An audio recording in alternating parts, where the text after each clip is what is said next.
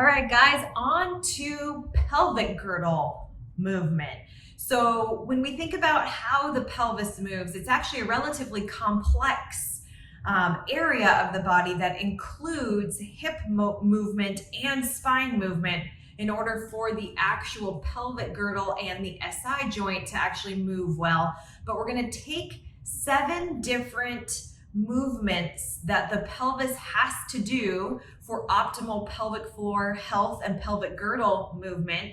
And we're going to try to assess each of these and see how well you move in each of these areas. So the first, I'm going to hopefully use this as a guide for what my pelvis is doing. So we can kind of do a visualization here. This is my pelvis, and we're going to do it on side to side as well. So the first motion that I want you to assess, we should be standing approximately shoulder width apart here. And your hands can be just a little bit by your sides. For this motion we're going to do what side to side translation is of the pelvis. For here, we want to make sure that you're not rotating your upper torso.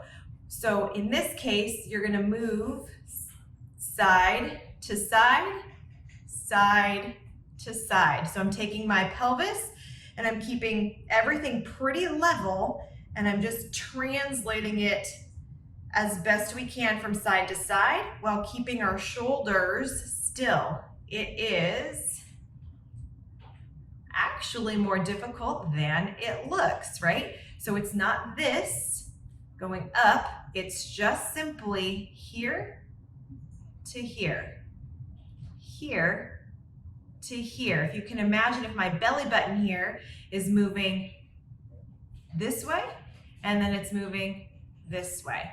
So this motion isn't that big, but it can tell you a lot about the muscles of your back and your side here on where they might. So I tend to move better when I push my hip out to the side. If you're a mom and you typically will hold your kid on this side, then that is usually an easier motion.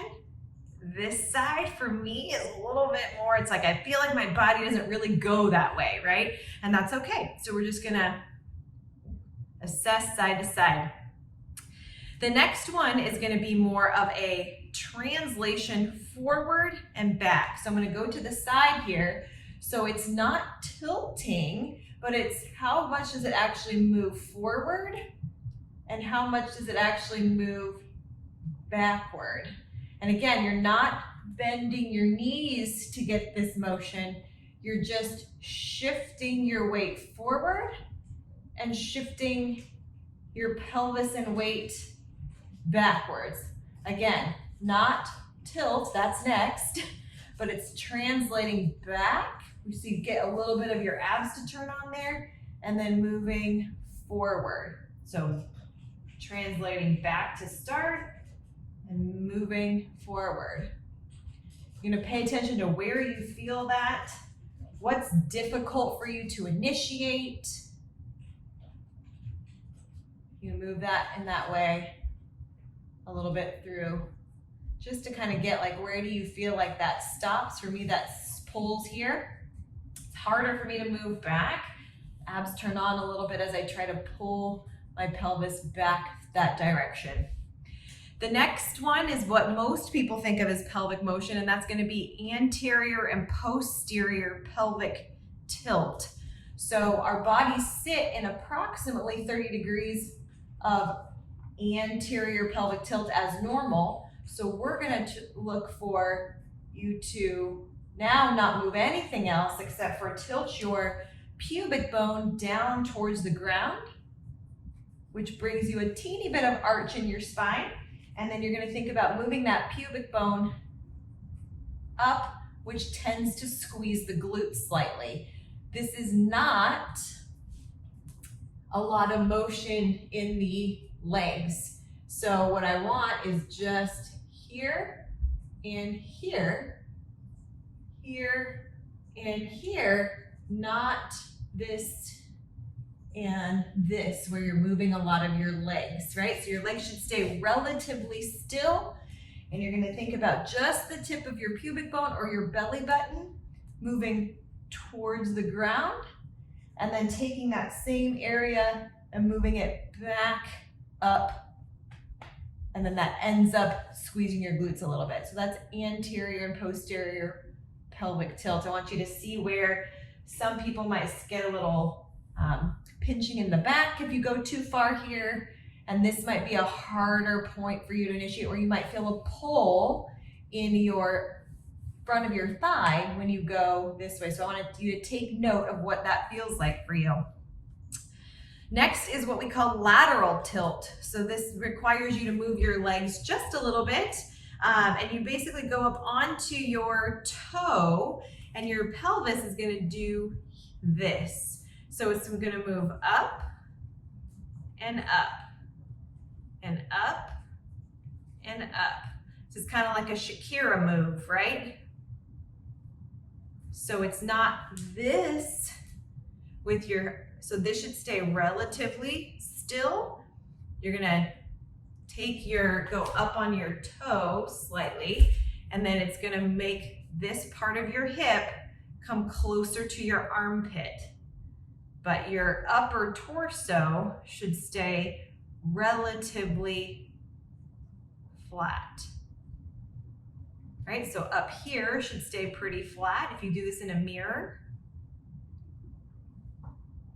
right here and here. So that's a lateral tilt.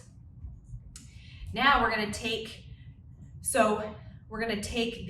pretend like there's a rod going through your head down to your pelvis in through your tailbone, and you're gonna pretend like the only thing that can move is your pubic bone here, and it's gonna track like you have a headlight or a headlamp on it, just straight.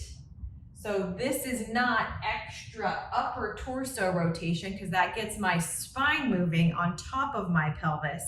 I just want everything that's in this front part of my body to line up with my belt buckle area, and then pretend like there's a light beam coming out of there, and you're just trying to do a light beam. So mine stops about there. It goes a little bit further this way.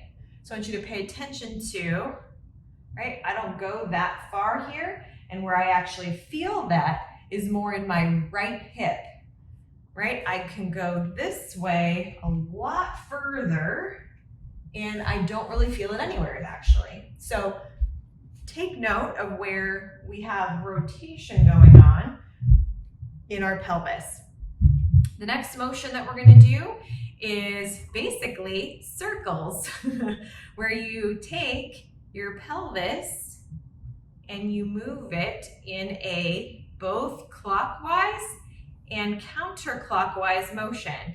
So you're going to take it basically as if you were standing in the center of a big, huge clock that's on the floor. You're going to take your pelvis and move it to 12, which is a little bit of that, one of the motions we already did. And then you're going to do it a little bit to the side, which is also one of the motions we already did. And you're going to pull it back, right? And go down to 6. And you're going to shift over and then move towards the front. So now you're at 12. So it goes 12 to 1, 2, 3, 4, 5, 6. I'm going to do it here. So it's going to be 12, 1, 2, 3, 4, 5, 6, 7, 8, 9, 10, 11, 12.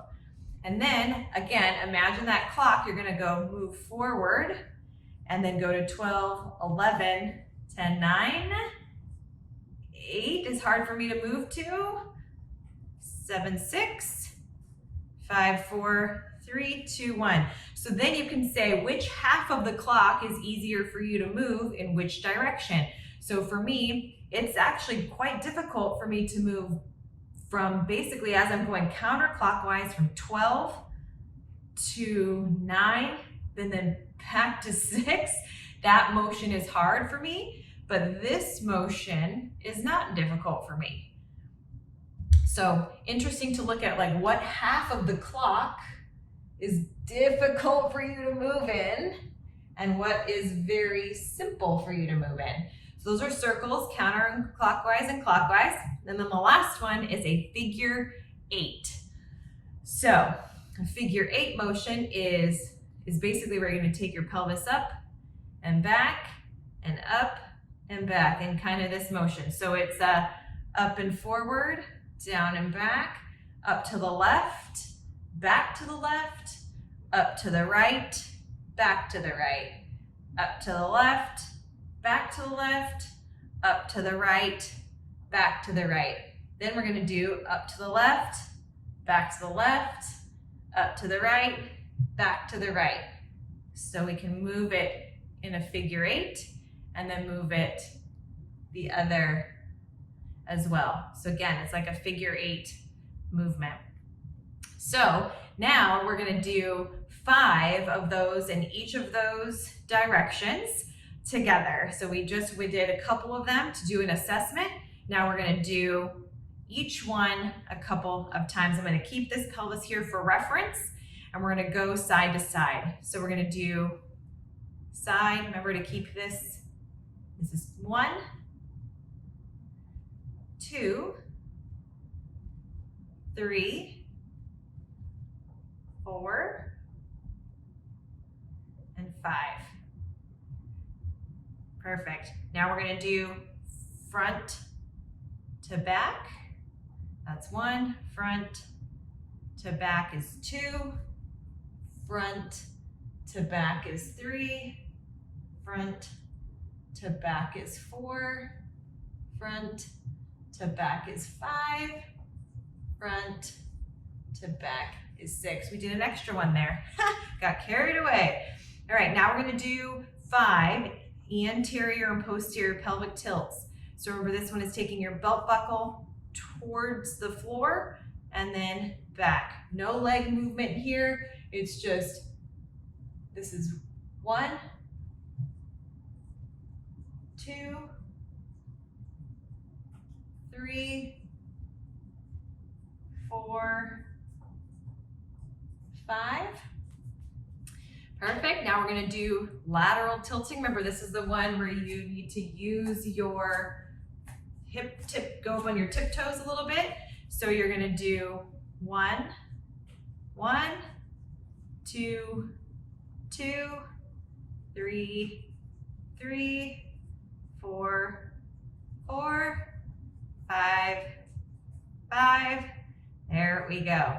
Now we're going to do rotation. Remember, you're going to pretend like there's a rod in between your head and going all the way to your tailbone. We're going to turn to the left.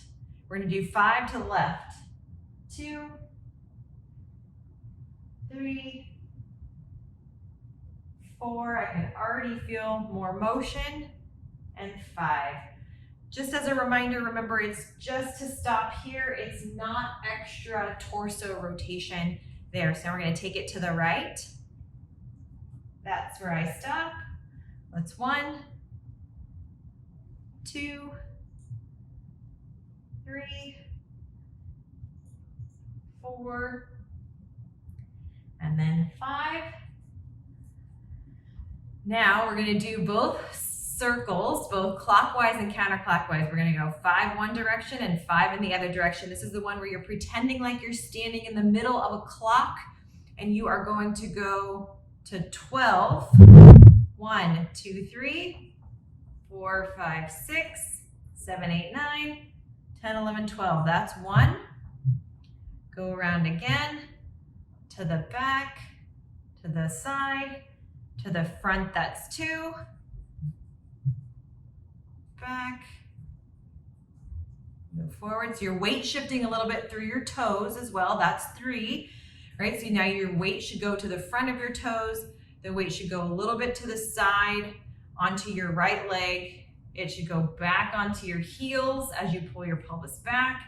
Shift to your left as you move forward and onto your toes again. That's 4.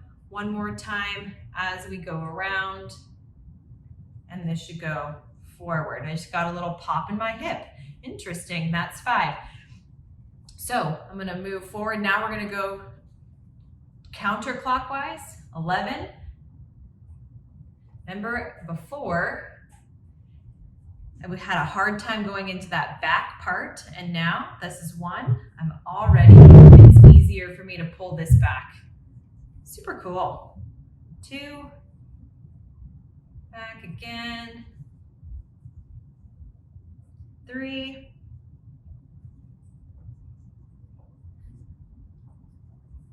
4, lean. So it's forward. This is the last one. 4. This is the last one. Back. This back's easier for me now. This is exciting. 5. We're going to do one more here for good measure. Back is good for me now. Woohoo! Doesn't take that long to make good changes. And then now we're going to do figure 8. So we're going to start with moving to the left front first. So we're going to do figure 8, left front, left back, right front, right back. That's 1. Left front, left back, right front, right back. Hips don't lie, people. Here we go. Back, this is, I don't know where we are. I think this is 3. Right, left front, left back, right front, right back. It's 4, this is the last one. Great. Now we're gonna go right back to right front, right back to right front, left back to left front, right back to right front, left back to left front. This is 3. Figure 8 a different way. My hips are starting to loosen up as well, even though we're doing pelvic motion, which is the whole point. Move it forward and back, forward and back. That was 5. We're going to do one more. Back right, front right, back left, front left for the figure 4. Now you're going to take a little shimmy back and forth here, out, and we're going to now go through each one of those motions again, and you can sort of start to feel how much different or better you are now moving. So we're going to move now. We're going to do 1 in each of those 7 directions again. You're going to go side to side. For me, this feels much easier now. I feel like I can make it more out towards the left, as if I could also put a kid on either side, which before I felt like this way didn't really go. So side to side, forward and backwards, anterior, posterior. Before I was getting a little bit of tension back here, and now this feels really smooth to go back and forth. Then we're gonna do up and again, the tilting. We're gonna do rotation, which feels much better both sides for me. And we're gonna do circle clocks, forward, circle the other direction, and we're gonna do 1 figure 8 for good measure. And that will conclude the pelvis and pelvic girdle part of your mobility and movement.